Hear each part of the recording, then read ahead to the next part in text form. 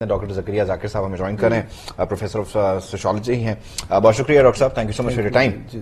یہ جو زیرو ہے، یہ جو ابھی آپ کے سامنے میں نے پریزنٹ کیا ہے، یہ 29 دن رہے گا اس بندے کے ساتھ جس کی لیٹ سے 50,000 سیلری ہے. اب وہ بچوں کی طرف دیکھے گا، گھر میں کوئی بیمار والد والدہ ہیں اس کی طرف دیکھے گا. یہ زیرو کا کتنا پریشر ہے اور یہ زیرو سے کیا کچھ کروا سکتا ہے جب پیٹ کی آگ اس نے بجھانی ہوگی؟ دیکھیں جی، واقعتاً یہ بڑی کیٹاسٹرافک سچویشن ہے، یہ انسانی حقوق کی سچویشن ہے، اور مجھے تو ایسے لگتا ہے کہ حق زندگی سے محروم ہو جائیں گے لوگ اگر یہی صورتحال رہی. کیونکہ دیکھیں نا، منیمم سبسسٹنس کے لیے آپ کو فوڈ چاہیے، آپ کو انرجی چاہیے. لیکن دیکھیں یہ کوئی ایک دن میں نہیں ہوا. گورنمنٹ کا رول اپنی جگہ ہوتا ہے، لیکن دو بنیادی چیزیں میں عرض کروں جو سمجھنے والی بات ہے. ایک تو بات یہ ہے کہ فرد پروڈکشن سسٹم کے ساتھ اس کا کیا ریلیشن شپ ہے. میں ایک سادہ سے مثال دیتا ہوں. جرمنی میں ایک فارمر جو ہے، ایک ڈیری فارمر جو ہے، وہ ایک فارمر 87 لوگوں کے لیے ملک پروڈیوس کرتا ہے. وہ ٹیکنالوجی کے ساتھ، وہ میکنائزڈ فارمر 87 لوگوں کے لیے ملک پروڈیوس کرتا ہے.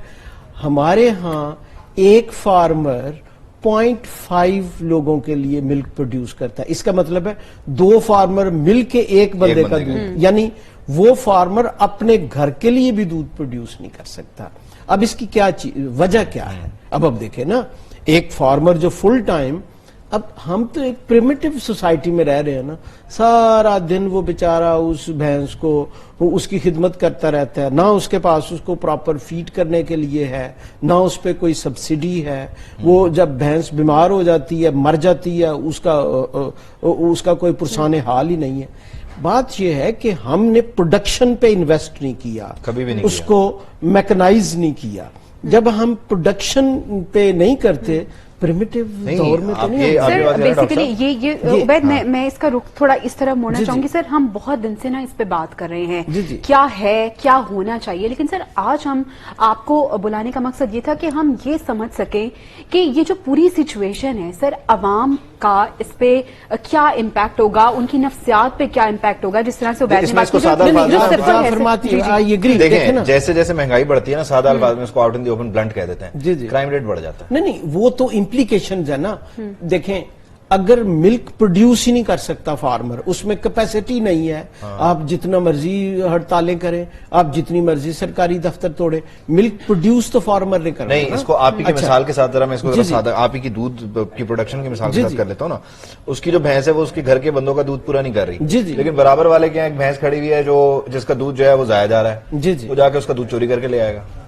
نہیں، وہ یہ رویہ عام ہو جاتا ہے نا امپلیکیشن. اچھا، ایک دوسری بات جو ہوتی ہے نا، اس وقت گلوبلائزڈ اکانومی ہے. ان ممالک میں جن کی ورلڈ انٹیگریشن زیادہ ہے، ورلڈ کے ساتھ ٹریڈ زیادہ ہے، وہاں جو اشیاء ہیں، جو مینز آف سبسسٹنس ہیں، جو پروڈکٹس ہیں، وہ زیادہ اویلیبل ہیں. ٹھیک ہے، مثال کے طور بہت سے ایسے کنٹریز ہیں وہاں کوئی فروٹ نہیں ہوتا، لیکن ان کی مارکیٹس فروٹ سے بھری ہوئی ہیں. وہ ملک پروڈیوس نہیں کرتے، لیکن ان کے سپر سٹورز جو ہیں وہ ملک سے بھرے ہوئے ہیں. تو ایک دوسری اس کا ایسپیکٹ ہے کہ آپ گلوبل اکانومی کے ساتھ کتنا انٹیگریٹ ہیں. نہیں، مجھے یہ سمجھائیں نا کہ یہ جو امپلیکیشن کی آپ بات کریں، میں ذرا اس کی طرف آنا چاہ رہا ہوں. یہ کیسے ہوگا؟ آپ لوگ اپنے جو اخراجات ہیں اسے منیمائز کر دیں، منیمل اپروچ کی طرف چلے جائیں.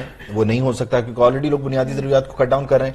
یہ جو رویہ ہے ٹریگرنگ کہ یہاں پہ ضرورت نہیں ہے، زیرو ہو گیا ہے معاملہ بینک بیلنس اور ابھی 29 دن ہے اور وہ امپلیکیشنز کی طرف جا رہا ہے. اب میں آپ کو ایڈریس کرتا ہوں. دیکھیں پلیز، اس کے بڑے ہارریبل کانسیکوینسز ہیں. مثال نہیں ہوتا کیوں ہے زیرو؟ اگر آپ زیرو کہتے ہیں نا، آپ کو پتا ہے سب سے پہلے کٹ کہاں لگتا ہے؟ جب کسی فیملی میں انکم کٹ ہوتی ہے تو سب سے بڑی کیجویلٹی فیمیل ایجوکیشن ہوتی ہے. کہتے ہیں بچی کو اسکول بھیجنا بند کرو. اب آپ دیکھیے گا اس سے فیمیل ڈراپ آؤٹ کتنا بڑھے گا. وہ کیوں بڑھے گا؟ کیونکہ ڈبل اس کا نقصان ہے. کہ وہ کہتے ہیں کہ یہ بچی جو اسکول جاتی ہے، فیس اور اس کی ٹرانسپورٹیشن، ایک وہ ہم پے نہیں کرتے، اور دوسرا یہ گھر آ کے کام کرے گی. ٹھیک ہے، اور ورسٹ سچویشن میں اسی بچی کو وہ کسی اور گھر کام کرنے بھیجیں گے. اور اس کا کیا یہ ٹریگرنگ ایفیکٹ ہوگا. میں اس کے جب کانسیکوینس دیتا ہوں لرز جاتا ہوں. اور کیا کیا کانسیکوینس؟ اب آپ دیکھیں کانسیکوینسز کیا ہے. ہمارے پاس کوئی لا ہی نہیں ہے, ہمارے پاس کوئی ریگولیشن نہیں ہے. کوئی شخص اگر اپنی بچی کو 12 سال 13 سال کی بچی کو کام کرنے بھیجے گا, وہ سیکچولی ایکسپلائٹ ہوگی, اس پہ ظلم ہوگا. دیکھیں یہ پھر ٹریگرنگ ایک ٹریگر کرتی ہے. یہ اتنا ہاربل ریئیکشن میں اس میں اس کی ایک اور ایکسٹریم پہ چلا جاتا ہوں. جو ریسیونگ ایڈ ہے, جس کے ہاں جا کے بچے نے چائلڈ لیبر کرنی ہے, وہ ملازمین رکھنے کی اب سخت نہیں رکھتے, تو یہ سارے لوگ کہاں جائیں گے, یہ کہاں ایڈریس ہوں گے؟ نہیں وہی تو میں کہہ رہا ہوں, اس وقت اس ایکسٹریم پہ جا رہے ہیں. میں یہی عرض کر رہا ہوں کہ سب سے پہلے بات یہ ہے, جو بھی ہے یہ جو آپ نے زیرو کی بات کی ہے, یہ ہاربل ہیومن رائٹس وائلیشن ہے. اس سے سوسائٹی کو دوررس نقصانات ہوں گے. یہ انسانی حقوق کی خلاف ورزی ہے, اور اس سے سسٹم تھریٹ میں آ جاتا ہے, اس میں انسانی بقا تھریٹ میں آ جاتی ہے. تو سب سے پہلے میں سمجھوں گا کہ حکومت اپنی جگہ ہے, وہ ٹھیک ہے. سارے دیکھیں مسئلہ یہ ہے کہ حکومت کی اپنی لمیٹیشنز ہیں, وہ ایک دم تو کوئی ایک گورنمنٹ نہیں کچھ کر سکتی. میں اس وقت سمجھتا ہوں کہ ایک ایمرجنسی سچویشن ہے. جو بھی صاحب استطاعت لوگ ہیں وہ اپنے نیبرہڈ میں لوگوں کی ہیلپ کریں. ٹھیک ہے, مثال کے طور پہ ایک چھوٹی سی بات, ہر شخص کو, ہر جو صاحب استطاعت آدمی ہے وہ انشور کرے کہ اس کی لوکیلٹی میں, ولیج میں کوئی بچی جو ہے وہ ڈراپ آؤٹ نہ ہو اسکول سے پاورٹی کی وجہ سے. اگر ہوتی ہے تو فوراً اس پہ ڈکلیئر کرے. پاورٹی کی ڈراپ آؤٹ کی بات کریں, وہ تو بہت بات کا کانسیکوینس ہے. یہاں تو لوگوں کا بنیادی ایک وقت کا آٹا نہیں پورا ہو رہا نا. ہاں تو آٹا پرووائڈ کرے نا. دیکھیں نا, میری عرض سنیں. دیکھیں سوری ٹو انٹرپٹ سر, یہ جو آپ کہہ رہے ہیں کہ آٹا پرووائڈ کریں, سر ہم نے یہ دیکھا ہے کہ ہماری سوسائٹی میں جو سفید پوش طبقہ ہے نا وہ بہت زیادہ متاثر ہوا ہے. سر اس صفر کی جانب میں آتے ہیں, ایک گھر کو ایک بندہ چلا رہا ہے. میری عرض سن لیں. دیکھیں نا, ڈوم اینڈ گلوم اس کا کوئی حل نہیں ہے. جس وقت پاکستان بڑا تھا بہت برے صورتحال تھے. آپ اگر دیکھیں کہ جناب لاکھوں لوگ بیچارے بالکل اجڑے ہوئے, وائلنس کا شکار, ان کے پاس ٹینٹ بھی نہیں تھے. اس قوم نے ثابت کیا, اس کے پاس قرض تھی, انہوں نے ان کو سیٹل کیا. اس وقت اگر آپ فلنتھراپی دیکھیں, میں کہتا ہوں کہ اس وقت بھی وہی سچویشن ہے. ہماری سول سوسائٹی نے اس وقت وہ جو ریاستی سٹرکچر ہے وہ ابھی لڑکھڑا رہا تھا نا, ہے ہی نہیں تھا نا اس وقت. مطلب وہ بورو کر رہے تھے وہاں سے. اب تو اللہ کے کرم سے ہمارے پاس ریاست کا سٹرکچر موجود ہے, لیکن اس میں جب فیلئر آتا ہے تو کتنی فرسٹریشن ہے نا. یعنی اب دیکھیں, میں اس کو ذرا سادہ الفاظ میں آپ کے ساتھ بیان کرتا ہوں, آپ میری کیفیت سمجھیں. میں پچھلے 7 دن سے سڑکوں پہ نکل کے احتجاج کر رہا ہوں. ایک بات ہے, مثال ہے, اور میں بول رہا ہوں جو بجلی کا بل جو ہے وہ بہت زیادہ آ گیا, اس کو واپس لیں. کل میرا وزیر اعظم ٹی وی پہ بیٹھ کے کہہ رہا ہے بحران ہی نہیں ہے. اب میری کنڈیشن کیا ہے, میں کہاں جاؤں, کس کو پکڑوں, کس پہ چیز. وہ کہہ رہے ہیں بل دینا ہی پڑے گا جو مرضی. مطلب یہ اس وقت یہ ٹراما ہے نا سر. نہیں, لیکن ایک منٹ بات دیکھیں, مسئلہ یہ ہے زیادہ بل ہے جو بھی ہے, اگر فرض کیا اربوں روپیہ ایک مہینے کا بل ہوتا ہے, اگر لوگ وہ بل نہیں دیں گے تو پھر تو ٹوٹل سسٹم ہی کولیپس ہو جائے گا نا. دیکھیں نا, اس میں دیکھنا چاہیے. دیکھیں جذبات سے مسئلے حل نہیں ہوتے, اس میں کوئی شک نہیں ہے کہ بہت بڑی ایک کیٹاسٹرافک سچویشن ہے, میں ایڈمٹ کرتا ہوں. لیکن اگر ہم کہیں کہ لوگ بل نہ دیں, بل نہیں دیں گے تو الیکٹریسٹی اس جگہ کو کیسے کام رکھیں, ٹھنڈا رکھیں, حالات کے ساتھ کیا اپروچ لیں. سر میں یہی عرض کر رہا ہوں, یہ بڑی باہمت قوم ہے. ٹھیک ہے, انہوں نے پہلے بھی بڑے بڑے مشکل دور دیکھے ہیں. قیام پاکستان کے وقت بہت مشکل دور دیکھے ہیں. اس کے بعد بڑی بڑی کیٹاسٹرافک فلڈ آئے. 2005 میں جو زلزلہ آیا آزاد کشمیر میں, آپ نے دیکھا ہوگا لاکھوں لوگ مٹی کے دفن ہو گئے. لیکن آج کل لوگوں کے پاس اسباب تھے, کراچی سے پشاور سے لوگوں نے امداد وہی کہہ رہا ہوں نا, آج کسی کے پاس نہیں ہے. تھے نا وہ بھی اب اس کنڈیشن میں آ گئے. لیکن میں پھر بھی کہوں گا کہ ایک قوم کے, دیکھیں پاکستان از اے نیشن, 25 کروڑ لوگوں کی نیشن ہے, کوئی مذاق نہیں ہے. اس کے سسٹم ہے, کمزور ہے, میں مانتا ہوں, ٹھیک ہے نا جی. لیکن یہ نہیں ہے کہ ایک جھٹکے کے ساتھ ایویپوریٹ.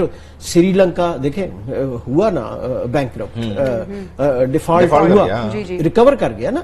انشاءاللہ ہم بھی ریکور کر جائیں گے. ٹھیک ہے, ہم نے لوگوں کو یہ بتانا ہے کہ جو وائٹل چیزیں ہیں जैसे बच्चों की एजुकेशन है, कैपेसिटी बिल्डिंग है, उस पे कंप्रोमाइज श्रीलंका की और हमारी आबादी में बड़ा ठीक फर्क है। हाँ ये बहुत बड़ा चैलेंज है जी, जी। हमारे लिए, हमारी ज्यादा आबादी। अब देखें, आबादी तो फिर अल्लाह ताला तो नहीं क्रिएट कर रहा ना, ये हमारा मैं बात कर रहा हूँ कि voluntary आपने action। श्रीलंका की मिसाल दी कि वो डिफॉल्ट से किस तरह से कमबैक किया। देखें मेरी आबादी का बहुत बड़ा फैक्टर है। आफ्टर ऑल हमने इसे एक रैशनल सोसाइटी बनाना है, ठीक है।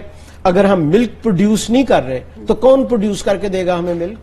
हमने ही प्रोड्यूस करना है ना, हमने प्रोडक्शन सिस्टम्स को एफिशिएंट करना, नंबर एक बात।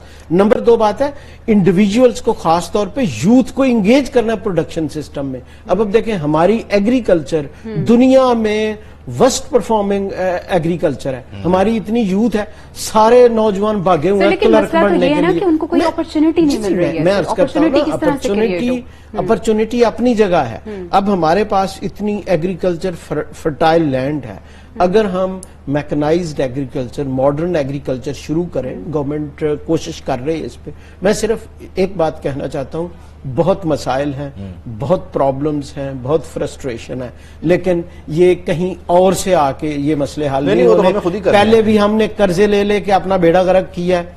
हमारी यूथ ने हिम्मत के साथ इन टेबल्स को टर्न करना है और इस मुश्किल को एक अपॉर्चुनिटी में तब्दील करना। डॉक्टर साहब, ये जो पॉजिटिविटी है जो आपकी जानिब से मिली है और आप जितने पॉजिटिव हैं, कैरी करके इसको फिर रहे हैं। देखिए मेरी अर्ज सुने, ये बहुत सारे लोग हैं मैं यंग पीपल को डील करता हूँ। यूनिवर्सिटी ऑफ फुकाड़ा मैंने ज्वाइन की एज ए वाइस चांसलर, 4 साल रहा।